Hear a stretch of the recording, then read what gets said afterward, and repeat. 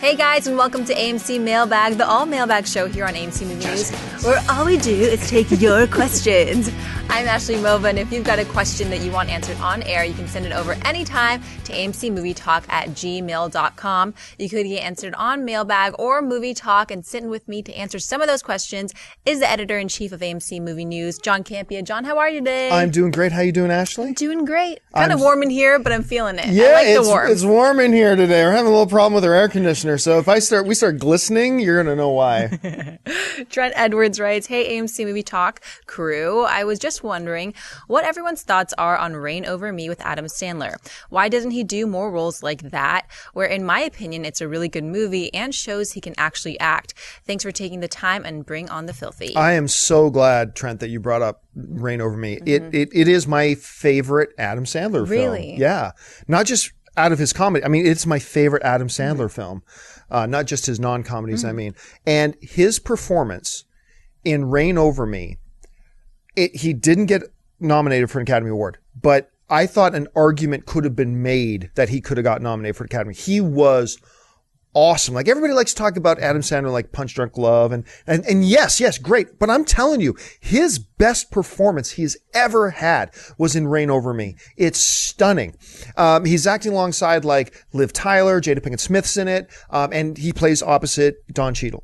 And Cheadle is also great in it. I mean, it always helps when you're an actor when you've got another actor to elevate everything like that too. But honestly, Don Cheadle, who is one of the great actors working today, you've got him in a movie, and Adam Sandler was the best thing about the movie. I mean, how often you say something like that? Right. And I think some people overlook it at the time because, I don't know if people either tired of or the opposite, not yet quite ready for 9/11 themed movies. But it's a special film. The character development is great. The performance in it is great. It's very touching once it gets into the third act too, especially, it really starts to get very touching. I really, really enjoy Reign Over Me. And to me, it's one of the reasons why I get frustrated when I see Adam Sandler doing so much bullcrap today. Like, so many of these things he just cranks out are just garbage. And I'm often lament, it's like, Adam, please go back to the drama, because you may not realize it. Maybe none of us saw it coming, but dude, you are special. Like, you've got it. And man, if he just committed himself to drama, it's frightening to think how good he can actually be. Because if he's this naturally gifted at dramatic pieces, it's staggering to think how good he could be if he really applied himself to it. So I'm still very much hoping, every time I hear word came out today that Adam Sandler will next star in, and I get, and Blended. Uncle Fubbus's Pumpkin Farm. It's like, I want to hear, I want to see him get back to stuff like that. So yeah, I love Reign Over Me. Thank you so much for bringing it up. Yeah, what'd you think of Blended? It almost led me to believe it was going to be this sequel to 50 First Dates because Drew Barrymore was in it, and I just didn't know what to think of it.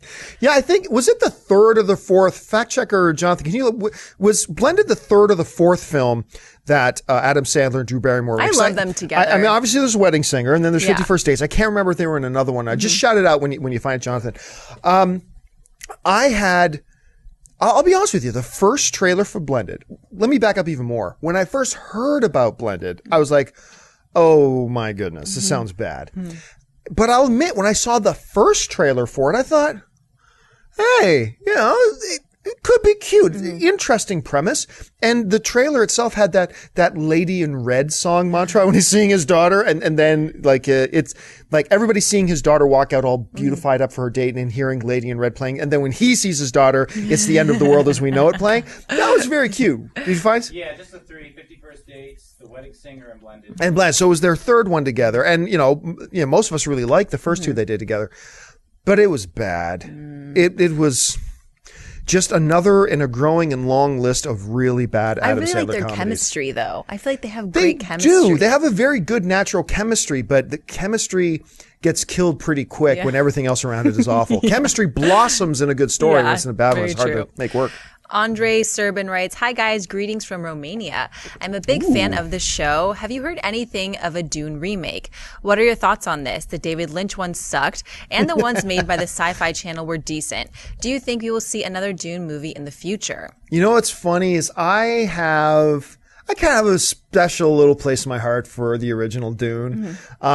Was it great? No.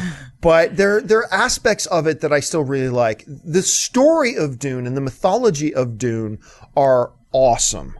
Like, just awesome. And there's so many cool themes in there too. Like the idea of the undervalued faraway kingdom in like Arrakis. And then you've got basically this whole, I can't remember the names of the families in Romeo and Juliet, but it's Capulets and the Montagues. Thank you. What? Hello. Duh. Or the Hatfields and the McCoys, right? So you have these two opposing families in the Atreides and the Harkonnen, and and then you have the chosen one, the one who's the Messiah figure in Paul, I believe is the Atreides, who's going to come up living among the Fremen. He's the one who the spice must flow, all this kind of stuff. There's so much awesome stuff to it. And then the Syfy, I believe it was Syfy Network, put out like a 2-part miniseries of it.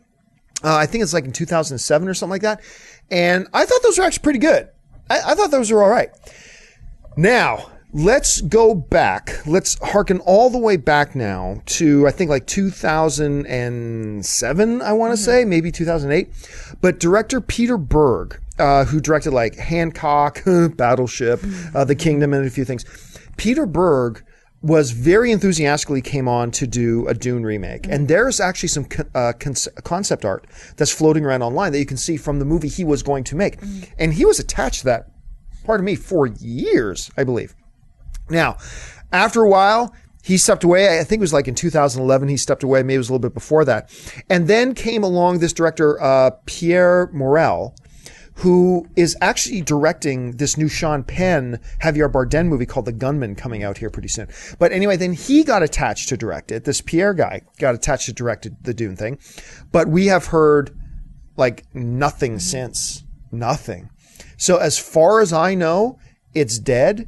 But my goodness, a Dune remake in the right director's hands would be awesome because the source material is so good. I was reading online about the David Lynch version and how he really did not like it so much to the point of that he decided to use this name, Alan Smithy. Is that a common thing that directors do? Well, it's kind of funny you mentioned that because, well, I'll save that as a little thing. No, it is not common. It is absolutely not common. Now I'm so curious. No, you'll see. We'll get around to that. We'll get there. But no, it's not very common. You know what? This is something. I wish Schnepp was here right now because Schnepp knows so much about the background drama that went on in getting Dune made, like everything from the director to the art guys to all this kind of stuff. I wish he was here to talk about it but trust me, another Dune would be great. Okay. Moving on. Okay. Levi Cummings writes, "Do you think American Sniper's success proves that an R-rated Deadpool could do well at the box office? And if not, do you think this style of Scott Pilgrim versus the World could be a good format for a Deadpool movie?" Well, I mean, first of all, the success of American Sniper means nothing as far as... Yeah, it's such a random connection. Yeah, as far as Deadpool goes. That's like saying, hey, since Star Wars... let's say, I don't know, Star Wars The Phantom Menace was a PG-13 movie and it made over $1 billion at the box office.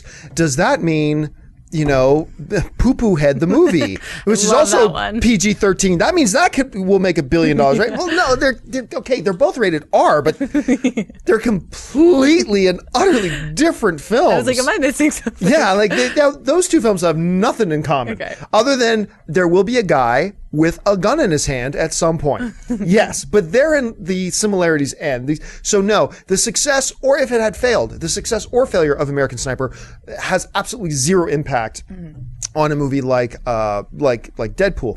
If anything else, oddly enough, I would say like the success of an R-rated film like 22 Jump Street.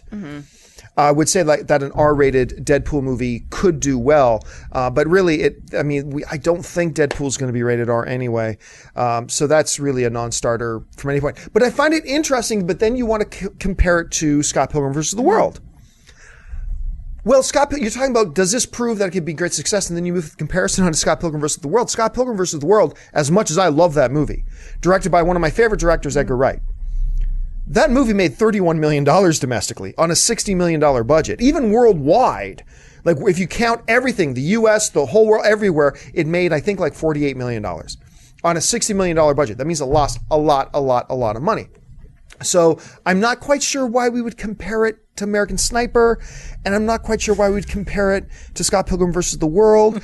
The long and the short of this, I don't think the success or failure of either of them has any impact on Deadpool. Deadpool's going to rely on a lot of other things. They brought up Scott Pilgrim, and it's interesting that they lost a lot of money because I thought it was just such a popular movie that everyone loved. I'm shocked that they lost money.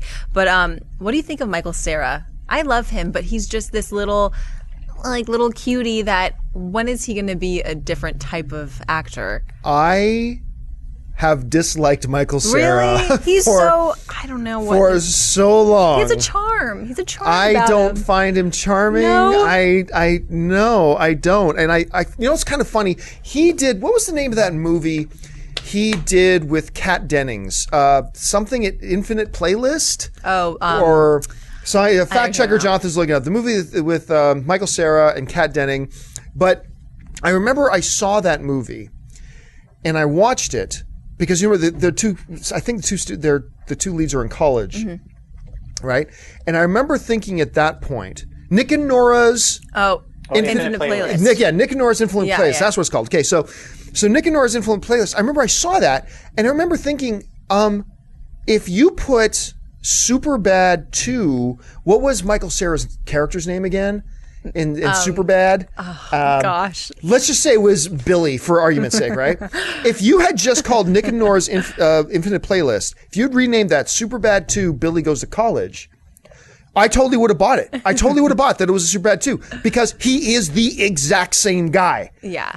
Everything about him is exactly the same. And that is what I found in a lot of Michael Cera stuff. Now, having said that, I thought Scott Pilgrim versus the World, I was not happy when I heard he was cast as Scott Pilgrim. Because I was so excited about it, because I really like the graphic novel stuff. I really love Edgar Wright. I was so excited and I heard he was going to be in it. But I got to tell you, he won me over with that movie. At least for that film. He won me over. And it's like, he was a great Scott Pilgrim in that.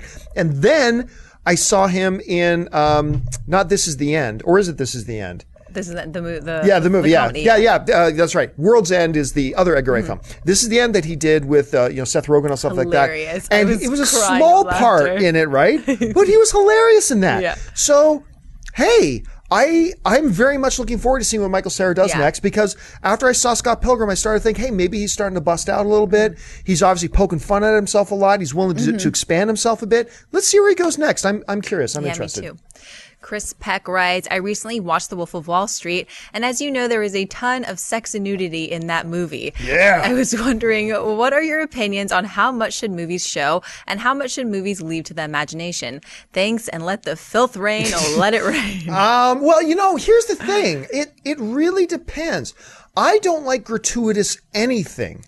True. Understanding what gratuitous means, like it's just there for the sake of being there. But I'm not just talking about sex or violence. It can be gratuitous emotionalism, gratuitous silliness, gratuitous whatever. I don't like gratuitous anything. I like movies are like 2 hours long. You got to be efficient with what you're going to put into a film, and so I like films that utilize hooks and devices and the tools in his or her tool belt, to get an emotional response from an audience and uses them wisely and efficiently. I don't like gratuitous anything. That includes gratuitous nudity, that includes gratuitous sex, that includes gratuitous violence. That being said, depending on the type of movie you are trying to make, what might be a gratuitous sex scene in one film may be completely necessary for another film, right? Here's a good example of talking about gratuitous violence and stuff like that, right?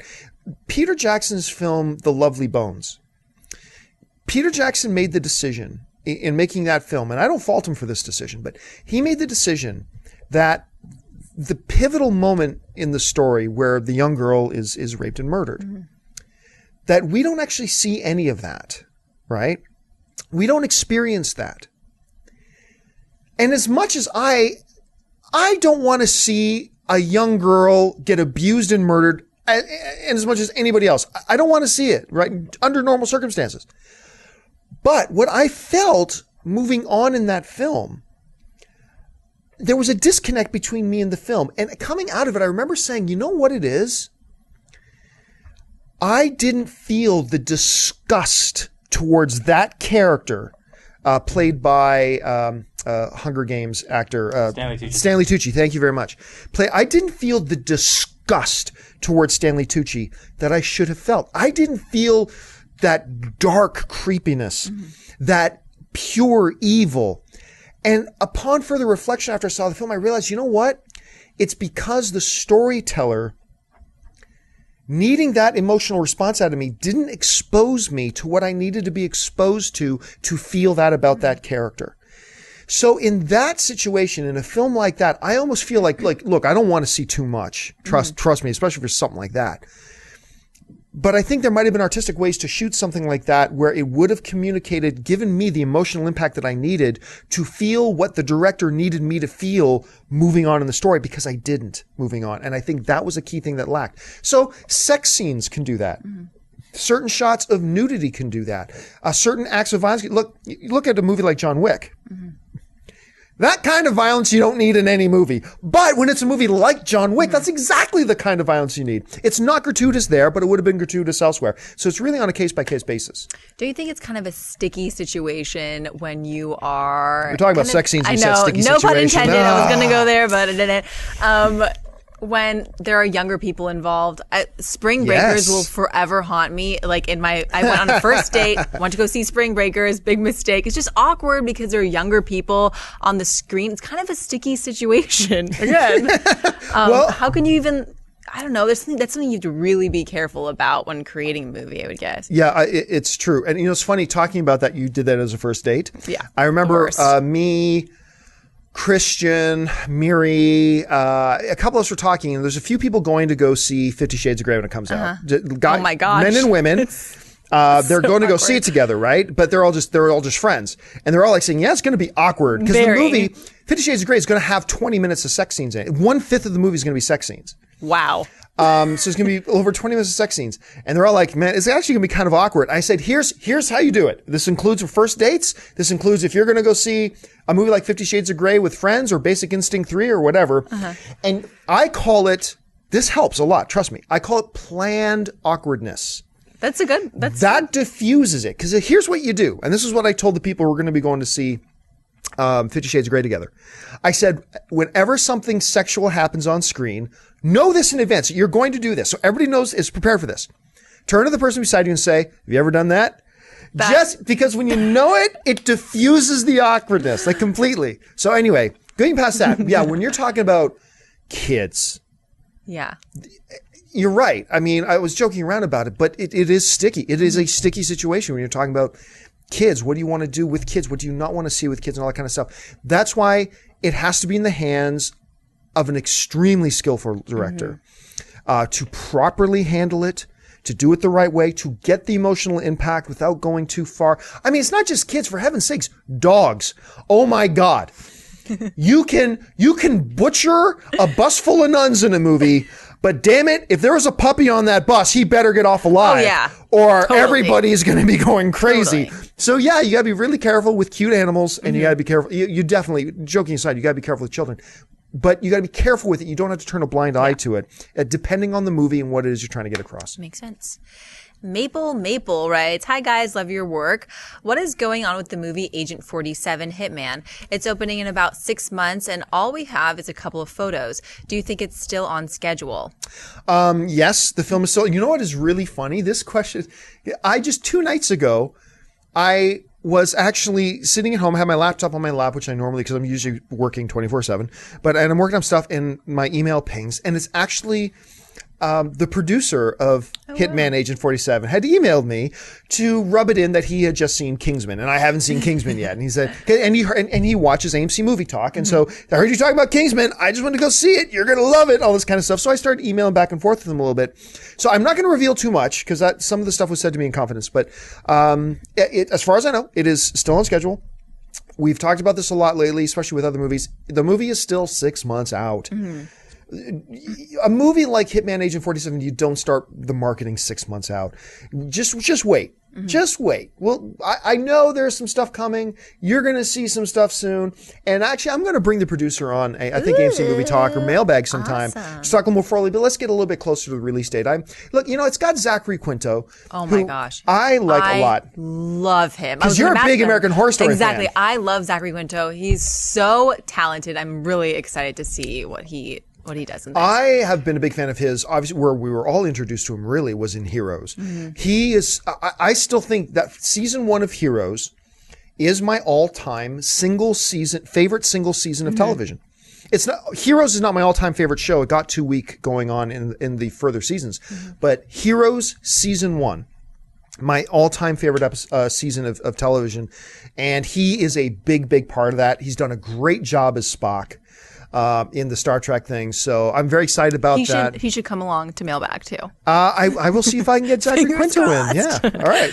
Bobby Ship writes, in light of finding out The Kingsman is rated R and that speaking of which, and then it looks like the Deadpool movie is unfortunately going for PG-13, who has the final say in what a movie's ratings will be?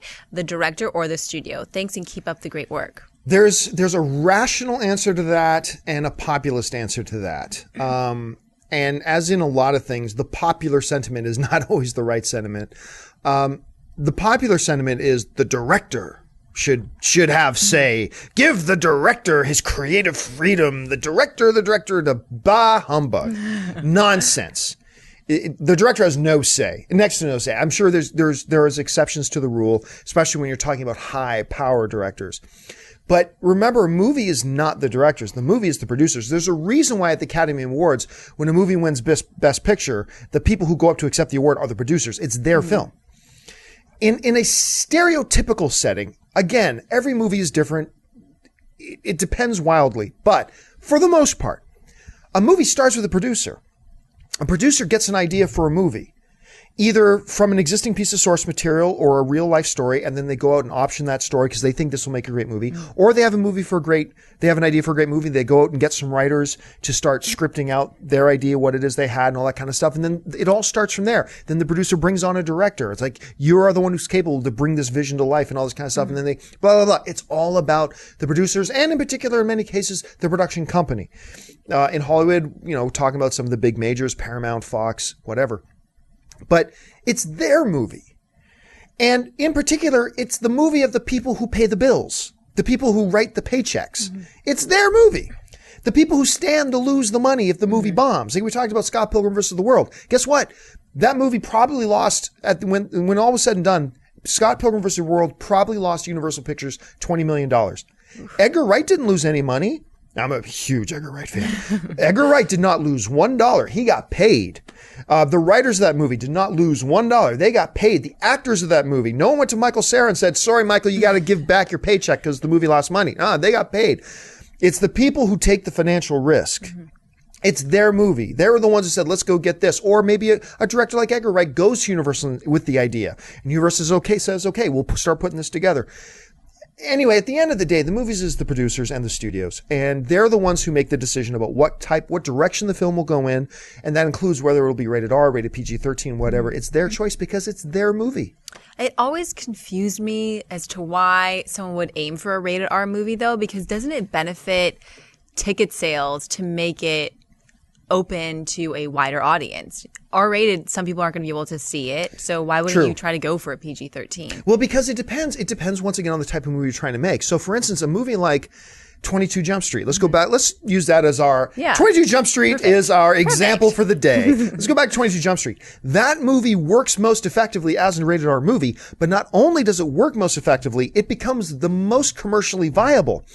Because even though it means the 16 and 17-year-olds won't go, if you make 22 Jump Street rated R and you go with that type of humor, you are going to appeal to an even broader mass of people who are adults. And that movie made money hand over fist. And I just believe if they had neutered that film down to a PG-13, I don't think it would have made as much money. Word of mouth wouldn't have got out about it. People wouldn't have been going back to see it 2 or 3 times.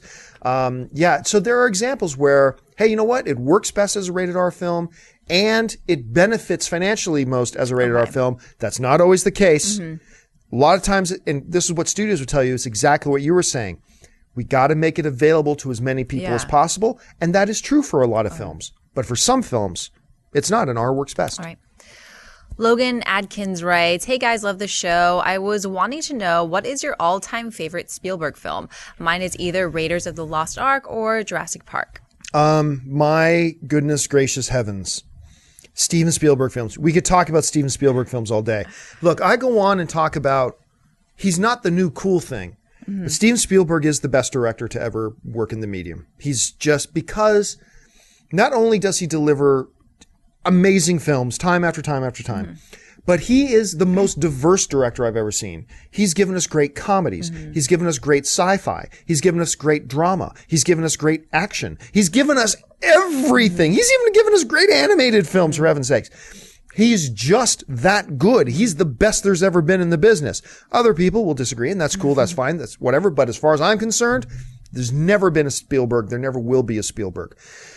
So there, I'll give you my top 5. Here's my top 5 favorite Steven Spielberg films, okay?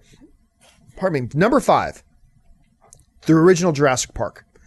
Unbelievable. Like, just so awe-inspiring. You release it back in theaters 20 years later and people are still flocking to see it. Now we're all excited to see Jurassic World. I mean, incredible. So, number 5, Jurassic Park. Number 4, a movie a lot of people forget he directed, Jaws. Like, that is one of the greatest movies ever made. Jaws. Come on. Number 4. Number 3, Schindler's List. Incredibly powerful film. For me, number 2, Indiana Jones and the Last Crusade, the third in the Indiana Jones films. I know a lot of people like the first Indiana Jones film the best, Raiders of the Lost Ark. I love that film, but my favorite of the bunch is Indiana Jones and the Last Crusade. And my favorite Steven Spielberg film is Amistad, which, ironically enough, probably the least viewed Steven Spielberg film is Amistad. So let me just pull something up here. Steven Spielberg. Here we go. Like, Amistad, first of all, Matthew McConaughey is in it, and he's great in it. Actually, Amistad is one of the reasons, before The Reconnaissance happened, everybody would trash talk on Matthew McConaughey, and I would say, guys, forget the bad films he's chose to be in. Trust me, McConaughey is an awesome actor. And people would laugh at me and whatever. Well, yeah, see where he is now. But one of the main reasons was a couple of films, one of which was Amistad. But let's just run down here a second. These are some of the other films that Steven Spielberg has directed here. Where to go? Writer. Okay. Munich. Incredible film. War Horse, nominated for Best Picture. Lincoln just happened to win Best Picture. Catch Me If You Can, he did with Wolf of Wall Street boy. DiCaprio. Thank you. He did that with Leonardo DiCaprio. That was such, and he did that with Tom Hanks as well. I love that. He directed Minority Report. Everybody forgets about that one. Saving Private Ryan. The other Jurassic Park films. Screw you. I love Hook. I love the Robin Williams. I love that movie. A lot of people did. Of course, Indiana Jones. He directed The Color Purple, for heaven's sakes. He directed E.T., for heaven's sakes. Close Encounters of the Third Kind. I mean, the list goes on and on and on. He is the best there's ever been at it. So anyway, those are my top 5 favorite ones. His list, I was looking at his IMDb page. It's like scroll.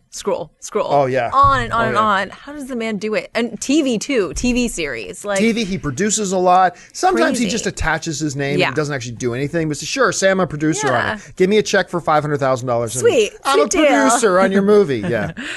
Connor Cook writes, hey guys, just want to start off by thanking you for putting out such a great show dedicated to movie news.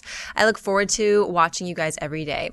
My question is, what are your guys' expectations from the upcoming movie Focus? I haven't seen you guys talk about it much, and I feel like the charismatic cast and premise of the story, this can be a surprisingly good film. Thanks and keep up the great work. I'm cautiously hopeful for Focus. I did not love the trailer. To be honest, I didn't love the trailer, but if you're looking for reasons to have hope for the film, I think there are 3 very important reasons. Number 1, as much as off-screen drama there seems to be surrounding Will Smith, and sometimes he's in not so good stuff, and whether you like or don't like how he, kind of forces his son's career on everybody, that aside, he's an Academy Award nominated actor. He's a very, very good actor. And there's a reason why for a very long stretch of time, he was at one point the number one box office draw at the movies. There's a reason for that. He's got great charisma and all that kind of stuff. So I think Will Smith's presence in this film is one of the reasons to be hopeful for. Number 2 is Margot Robbie. I mean, wah wah wee wah. Yeah, well, and it's not just wah wah wee wah. She's also incredibly talented. Like her performance in Wolf of Wall Street. I don't know that Wolf of Wall Street worked so great if it wasn't for her. You know, she elevated it. She's fantastic. And now we've got her coming in that Tarzan movie. She's got coming out. And then, of course, in Suicide Squad, which we've all been talking about. So I'm very interested to see how she follows up Wolf of Wall Street. So that's the number. But the biggest reason to me that I'm looking forward to seeing focus are 2 names you will not recognize. Glenn Ficarera and John Requa. And I'm probably mispronouncing their names. But these 2 guys are the directors of the film, and they directed a little movie called Crazy Stupid Love. Crazy Stupid Love to me was the most undervalued, underappreciated film of the year it came out. It's the one with Steve Carell, Ryan Gosling, Julianne Moore. It's wonderful. Emma Stone is in it. It is wonderful, clever, beautifully paced, really funny. And just fantastically directed. So when I put those things together, directed by these guys, got an actor of the caliber of Will Smith, someone really up and coming with a lot of upside in a Margot Robbie. Okay, yeah, I wasn't thrilled with the trailer, but there's enough there that makes me go, okay, whatever, that's the trailer. Let's see what the movie gives me. So I'm looking forward to it. When's it supposed to come out? I haven't seen much marketing going on. That's for a good question. Let me fact checker Jonathan. Can you look up when is Focus, the Will Smith movie, coming out? Yeah, February 27th. Oh wow. Okay, so end of this month. There we go. Okay, well, day after my birthday. Ooh, actually. hey. Yes. That makes you a what? Not a Pisces. And makes me a Pisces. Oh my gosh, me too. Pisces. Really? Yeah. Oh my goodness. Okay. I don't know what that means, but we're so sensitive. All right, guys, that's all the time we've got for today. Just a reminder, lots of great movies being shown in AMC theaters today. So go ahead and head on over to www.amctheaters.com for all of your theaters, showtimes, and ticket information. And if you want a podcast version of this episode, check out the description box below for the link and click the subscribe button. Thanks to the guys in the room, Dennis and Jonathan, and thanks to this guy answering your question, John Cambia. John, where can people find you online? You can find me online on Facebook and on Twitter at John Campia, and also anxiously awaiting the premiere of Princess Bride 2. Oh my gosh, guys. You guys can find me on Twitter and Instagram at Ashley Mova, and we will catch you next time. Bye, guys.